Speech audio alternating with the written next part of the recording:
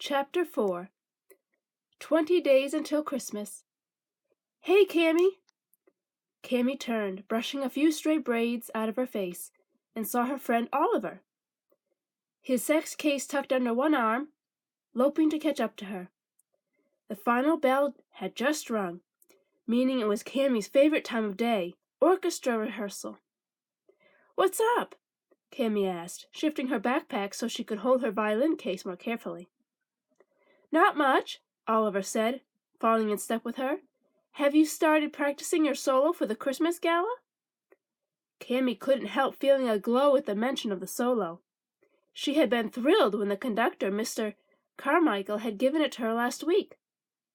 But her grandmother was always telling her to be humble, so she tried to look modest as she nodded. "Yeah, it's hard, but hopefully I'll be ready for the gala." Oliver laughed. "You probably have the whole thing down already." Cammy shrugged. It was true that she had spent the entire weekend memorizing and perfecting the piece, a section of Handel's Messiah. If the gala was that very night, she'd probably be ready. They were nearing the orchestra room, and the sounds of middle school musicians beginning to warm up echoed through the hall. Cammy was eager to join them, but just as they got to the door, she noticed her friend Max walking down the hall, probably heading to detention. The pranks he pulled were funny, but Cammy wasn't sure they were worth all the time he spent paying for them.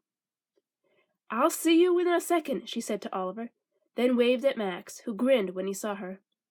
"How's it going?" he asked, shoving his shaggy black hair out of his face. Max always needed a haircut. "Good," she said. "How are you?" She tried to sound casual, but Max knew her well. "I'm fine. Don't worry," he said, rolling his eyes. Cammy did worry, though. Sure, Max was a popular middle schooler now, but she remembered when he was the kid who had to repeat second grade, the one everyone made jokes about. She'd watched after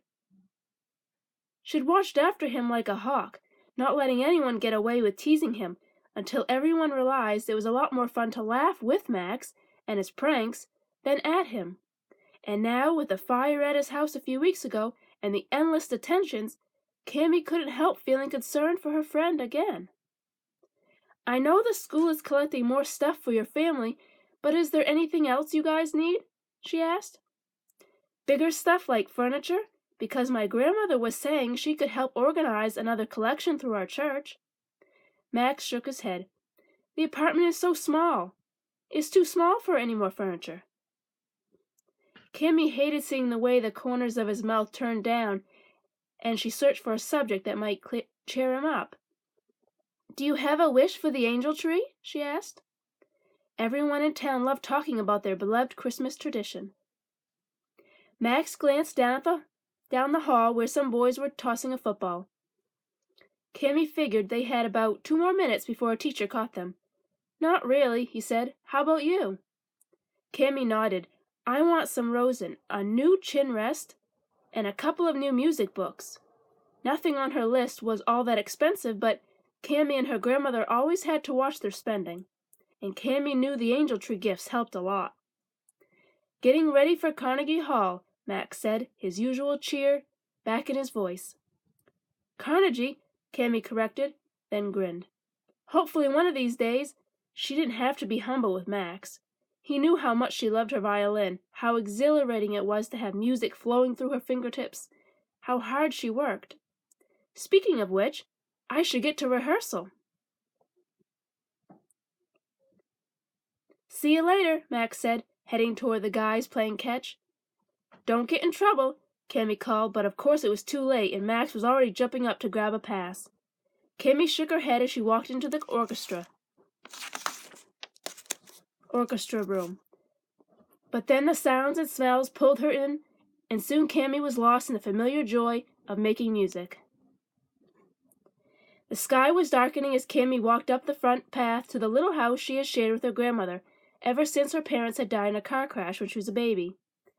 Cammy had no memories of her parents, but her grandmother had more than made up for that. Attending every concert Cammy ever played in, spending hours planning the perfect birthday party every year, and having a knack for knowing exactly when Cammy needed a good pep talk or a special pancake breakfast to lift her spirits. As she slid the key into the front door, Cammy had the delicious wrung-out feeling that only came after a good long session with her violin. She especially loved the Christmas pieces the band was preparing for the Pine River Christmas Gala, and of course her solo. She was humming one of the tunes as she closed the front door, but then she heard her grandmother talking on the phone in the kitchen. Her grandmother spoke to her daughter, Cammy's Aunt Asia, at least once a week, and it sounded like they were going over the menu for the Christmas dinner. So Cammy quietly took off her boots. Sound traveled well in their tiny home, and was heading up the stairs when she heard her name. "Yes, of course I wish Cammy was more like that," her grandmother said. "Willa is just so poised and focused on the things that matter in life." Cammy froze. Her cousin Willa was 2 years older than Cammy and the shining star of the family. She got straight A's, was captain of the chess club, a top member of the mathletes, and had recently begun to volunteer at the hospital near their house in Pittsburgh. Cancer didn't have a chance now that the mighty Willa was going after it. Cammy's always off playing her violin," her grandmother went on with a dismissive sniff, "instead of being practical and helpful, like Willa. I'm sure she'll grow up sometime. I just hope that time comes sooner than later." Cammy sank down the stairs. She leaned her pounding forehead against the banister and tried to wrap her mind around what she had just overheard. Of course, Cammy had always known she wasn't like the rest of her family. She was pretty much the opposite of her practical grandmother, an ex-accountant who kept a clean house, cooked healthy, economical meals, and wore rain boots if there was a single cloud in the sky. And she was nothing like her no-nonsense Aunt Asia, a hard-working lawyer, or perfect Willa. Cammy was the artist, and she had always felt a bit proud of that. But now Cammy had heard the truth about what her grandmother thought, and suddenly everything she had been devoted to felt silly, like a kid believing Disneyland was the real world. Cammy looked at her violin case, and a feeling of shame crept over her. Was her music just a stupid, childish thing? Maybe she did need to change, to grow up, as her grandmother said, and maybe the time to do that was now.